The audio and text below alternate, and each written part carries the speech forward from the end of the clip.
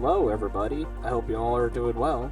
Today's video we're going to be doing a couple upgrades on my Windows 2000 machine. What kind of upgrades you might be asking? Well, I'm going to go ahead and showcase that right now. Alright, with the first component in mind, I've been wanting to do this for a while. We're going to raid a couple of hard drives in the Windows 2000 machine using the RocketRaid 133. And this thing looks pretty new, honestly. It came in a Ziploc bag with the user manual, the CD, and floppy disk drivers, which thank God for that, because I don't want to scour that for the internet. It's probably not even there. And I already know that I'm going to want to do the RAID 0 for the highest performance, so I got a couple of hard drives in mind that I definitely want to raid with. And for that, we have both 80 gig hard drives. One's Western Digital and the other is Seagate, and they both will come out to 160, even though we won't get the whole 160, but it's still going to be a pretty big drive. Now, I know the colors are going to be off, but I do want to change out the optical drive, so I have two.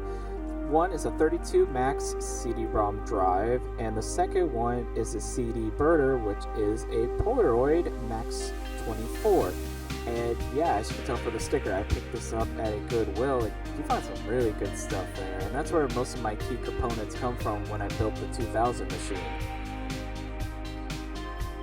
Alright, next to the list we have a hot swappable hard drive bay.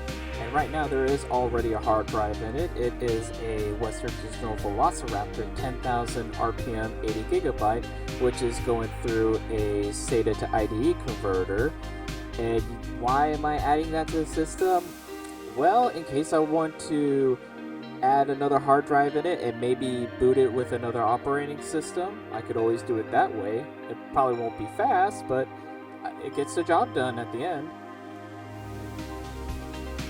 Now this one didn't really go in my system. This is more like a debate. I do have a Voodoo 3 2000, even though I have the 3000 CD, but I don't know. The graphics card that's already in the Windows 2000 is better than the Voodoo 3, but I'm still debating if I just want to replace it and just put that in there just to say that, oh, my Windows 2000 has a Voodoo card in it. I don't know. I'll let you guys decide in the comments if I should do that. Alright, I think that's enough chit-chatting, and let's go ahead and actually dive in and put these components in my Windows 2000. So I have the case open. Let's go ahead and do some upgrades. Alright, so I sped the footage up a little bit, but what I'm doing right now is I'm going to go ahead and take out the black optical drive that I have on top.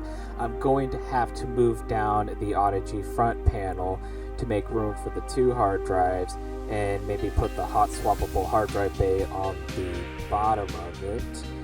But I have to go get my screwdriver because I wasn't prepared. Shame on me. Alright, so I got the screwdriver now, and I'm going ahead and taking it apart. Now there was one screw that was giving me trouble, so I have to go back and get a bigger Phillips screwdriver in order to pull that sucker out, or unscrew it, because you can't really pull it out until it's all the way screwed. You know what I mean. Anyway, so it was a little bit difficult, and I noticed that the screw was stripped, so that might be an issue, but I have a solution. Now, if you're ever going to build a computer with used hardware, you're not going to have all the screws you need. So that's why this was such a big help. Now, this has everything you need in terms of what kind of screws you use, from CD-ROM, hard drive, maybe case fan, the brass standoffs, main board, so on. And it comes in a lot of variety. Holy shit. I'm good. I'm alright. Wow. Microphone stand fell. This is what happens when you buy cheap stuff on Amazon. Oh, what was I talking about again? Oh, yeah, that's right. This is going to be so helpful. This is going to save your life. It has everything you need, and especially for this build, would have not been done if it wasn't for this. I'll also put a link in the description if you guys want to buy this for yourself. Alright, I'm going to go ahead and pull out the old optical drive. We're going to put the new one in, make sure the jumpers are set, and might as well remove the other two covers to make room for the second disk drive and the hot swappable drive bay. Alright, we're going to go ahead and remove the front panel Odyssey from the slot, and we're just going to carefully pull it out. We got that wire sticking there, and I guess I forgot to screw in the optical drive. So we'll do that for both. So I have the Polaroid optical drive in there. Everything's all nice and tight. No, we're not making those kind of jokes here. And we'll go ahead and put the front panel Odyssey on the third slot, and last but not least, the hot swappable hard drive bay on the fourth slot. And so far, this is looking pretty neat. Alright, now it's time for the hard drive. So I'm going to go ahead and remove this little screw here that is holding the rack, unplug the ribbon cable from the hard drive, and we have successfully pulled it out. So I went ahead and installed the first hard drive. We're just going to go ahead and hook up the second one, and I'm just having a little bit of trouble here. I guess I must have put that backwards, and I'll just go ahead and screw it in and we should be good. While in the process of plugging everything in, I forgot that I do not have enough Molex to power up the hot swappable hard drive. I have already ordered some, so those are on the way. So I'll probably have to end up making a part 2 where we get the hot swappable hard drive up and running, and then maybe if I want to put in the Voodoo 3 in the machine. Alright, with the RAID controller plugged in on the available PCI slot, everything is plugged in. Everything looks fine. We'll go ahead and boot it up and get that RAID going. Alright, so we booted into Windows. It looks like the RAID card was detected. I'm just gonna wait for Windows to finish its startup process, and then we'll go ahead and install the drivers.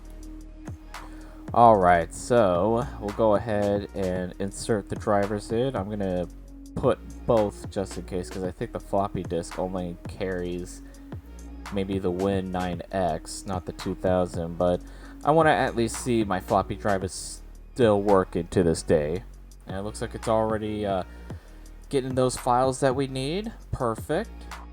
And it looks like that there was an error while sending it up, so maybe the floppy disk wasn't a good idea. So I'm just going to go ahead, update it, and actually use the CD-ROM instead and pull the correct files. Now when I was doing it, it pointed it to the Windows XP. I don't know why, but we got it working, so we're gonna go ahead and restart it. And I had to actually record with my camera on this one, since the capture card couldn't record the resolution when the computer was starting up. But basically, after the memory check and checking all the hard drives and whatnot, I'm just going to clear off my monitor. Now it's going to ask us to hit Control H to run the BIOS settings utility, so we'll go ahead and do that. Alright, so we are here in the BIOS settings utility. I am noticing my camera's doing something weird, so I do apologize if the camera's kind of shifting every now and then. I tried to fix it the best I can. But we do see both hard drives in, so we'll go ahead and create the array. And it's already set to 0, which is what I need. Go ahead and select the hard drives, do both the primary master and the primary slave. It's just asking if there's a valid partition. Yes, we do want to select both, and we're going to format that. Alright, so we see here that both the hard drives are set to RAID 0, showing no problems while doing so. That's great. We'll go ahead and restart the computer and jump right back into Windows. Alright, so we're back into Windows, so we're going to jump into Administration Tools. We're going to go under Computer Management. I believe that's where it's at. One way to find out. And while we're in here, yep, so we do see something with disk. Disk management, so we're going to click on that. And if we pull this window down, we'll see that the hard drive is detected. And it looks like it just wants us to go through a sort of setup, just selecting it. So there's the hard drive. Go ahead and click next. And now we are able to go in and create a new volume. So we're going to do that, give it a letter, and then we'll give it a name. We're going to use all available disk space. And I'm just going to give it an easy name. We're just going to call it games or software or something like that, just so everything's a little bit more organized. You know what, software works, because I guess games is considered software. So we'll go ahead and click next. Everything's looking pretty good. And I'm not kidding when I say this took a long time. I'm actually going to put the clock, a really big clock, on the top left-hand side just to show you how painful this was. Because when I noticed how long it was taking, I left it alone, went to go clean up around the house, and even when I was done, it was still going through the process. Yep, and it's still going. Still taking a while now. Yeah, I was not kidding when I say that this thing is taking almost forever.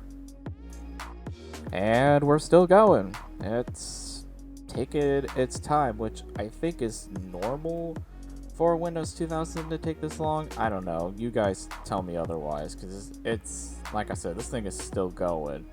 And I think I roughly calculated that this might have taken about 45 to 46 minutes, if I'm correct. But otherwise, once it's done, we finally have a fresh hard drive. Alright.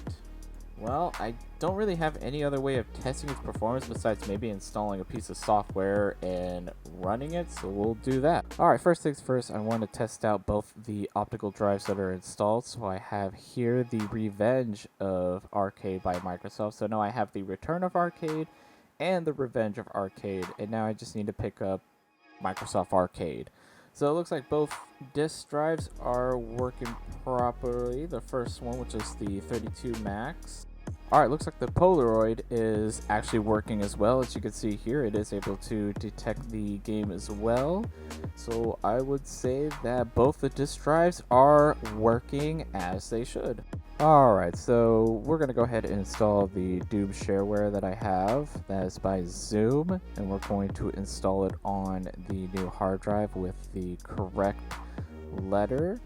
And we'll let it do its thing. With the software installed, and then I realized, oh yeah, that's right, I can't run it because the capture card cannot capture that resolution. But basically, I just wanted to make sure that when installing it, that it does work, which it did work. I did see it. I just wish that this capture card could capture any resolution. But the whole point is we got the hard drive set to RAID, and the 2 CD-ROMs are working. And now for the next video, we're going to get the hot swappable hard drive fixed and maybe change out the graphics card. So I will see you guys on part 2.